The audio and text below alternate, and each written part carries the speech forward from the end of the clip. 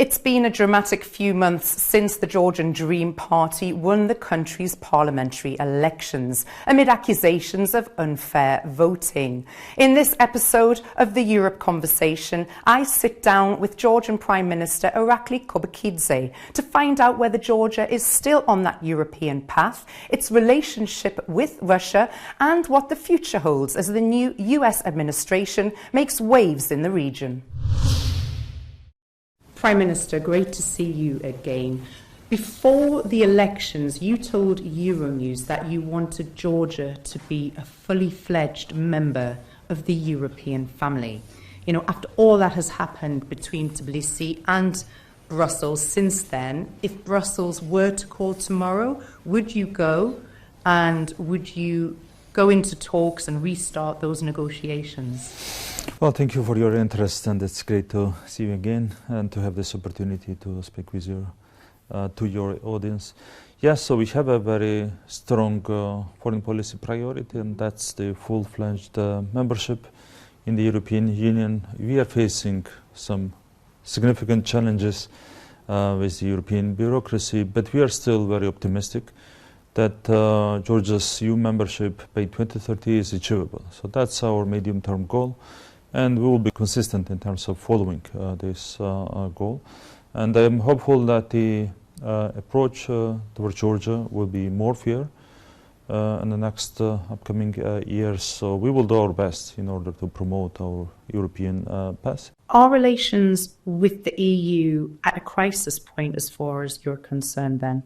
We are interested to have a kind of healthy relations with the European Union, which is not the case at this moment.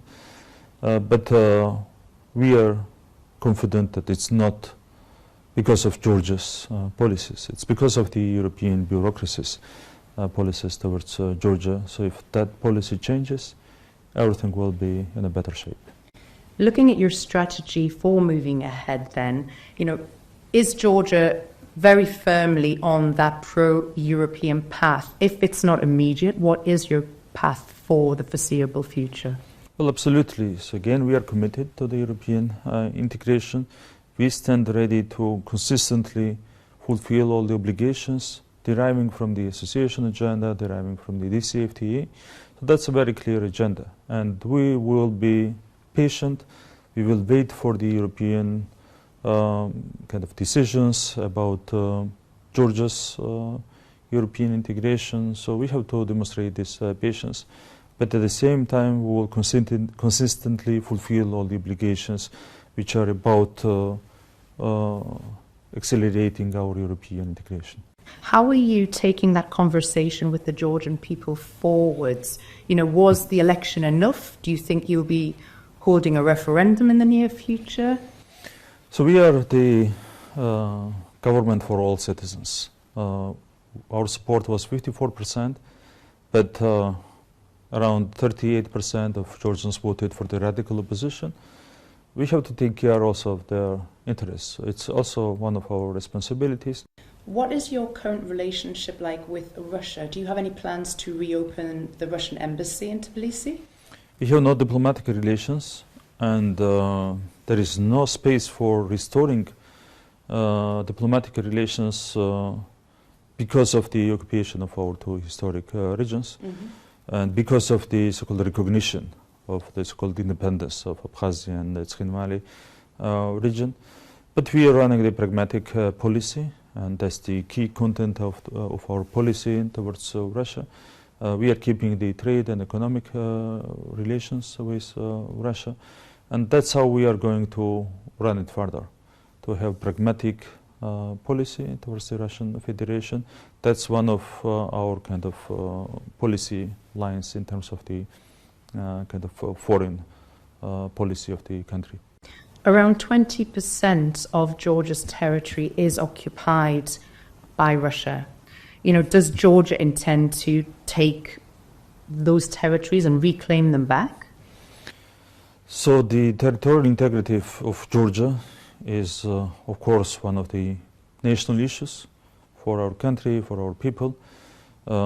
This territorial integrity is recognized by the international community, and of course we have to defend our national interest in this respect. But our vision is peaceful. We have been repeatedly saying that a non-peaceful solution is absolutely impossible in this case, and only peacefully we would like to restore our territorial integrity. It has no alternative. And we are hopeful that at some point this will be realistic. Let's see. Georgia has lost more than 14,000 lives through Russian aggression over the years. You know, Georgians understand the situation better than anyone else, you know, from anyone who suffered from a war. If Russia and Ukraine were to enter into a peace agreement, who would you be backing? So we suffered a lot since early 90s, as you have mentioned, and that was the key reason why we had to fight a lot so intensively to avoid another war in Georgia. And it was not easy for us not to become the second front line, because there was a very high interest and there was a request in this respect, and we did our best to avoid another war in Georgia.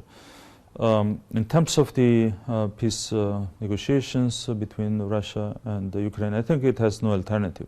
From the very beginning, from February 2022, we have been saying that the ceasefire has no alternative. People are dying. Of course, the international community should be fully concentrated on promoting this ceasefire agreement and the peace. That's the key for improving the overall situation in the region and in the world. Do you see Georgia's future as being fully integrated into Western security and the economic system, even if it means a worsening relationship with Russia? So, you know, we have quite clear foreign policy goals. In terms of the NATO integration, that's not on the agenda at this moment because of the Western countries' kind of decisions and approaches and the overall context around us. But the European integration is the key foreign policy priority. Of course, while making any step, we have to take into consideration all the side effects of it.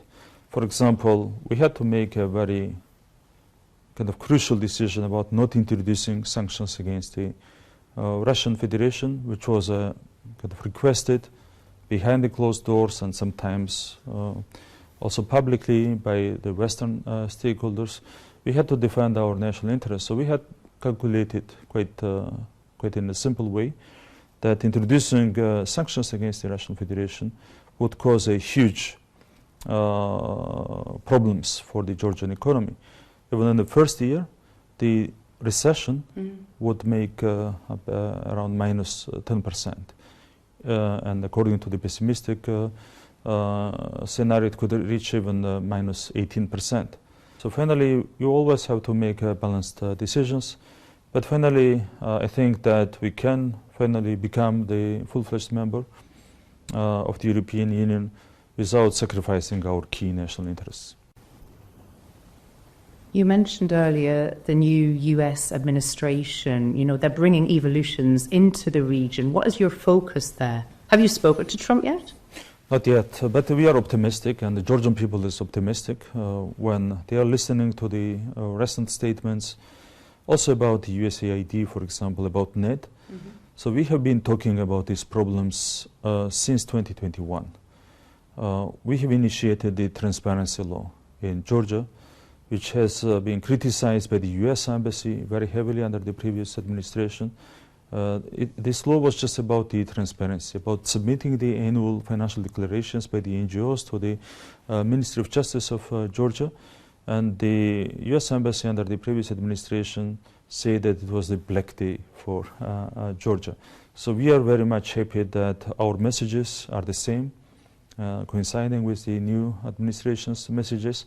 And of course, these developments make us very optimistic that we can restore the partnership with the United States. You know that the former administration suspended the strategic partnership with Georgia, And we have stated very clearly that Georgia is ready to restore the strategic partnership with the United States. Can you tell me about the strategic role that Georgia plays as a transit door between Asia and Europe? How important is that? Initiative. Historically, Georgia was connecting Europe with Asia and East with the West. And we would like to restore this historic function for Georgia as much as possible. And for that we are doing a lot. We are investing into our infrastructure, including the highways, the seaports, the airports, etc., railway. And of course, these investments create some new opportunities for Georgia. We would like to further strengthen the partnership with relevant countries on both sides of the trade. With Europe, with United States, and at the same time with the countries in the South Caucasus, with Central Asian countries, with China. I think these kind of trends, the positive trends that we enjoy at this moment, can promote the restoration of our strategic function. Very finally, if you could send individual messages to President Trump, President Putin, and then also to Europe, what would those individual messages be? I would have some common message for everybody around us. Fairness is the key. I think during the last years, we had to face a lot of unfair approaches. I think the fair approach can also properly promote the objective interests of all different countries around us. Prime Minister, thank you as always for talking to Euronews. Pleasure to see you today. Thank you. It's great. It's great. Thank you so much.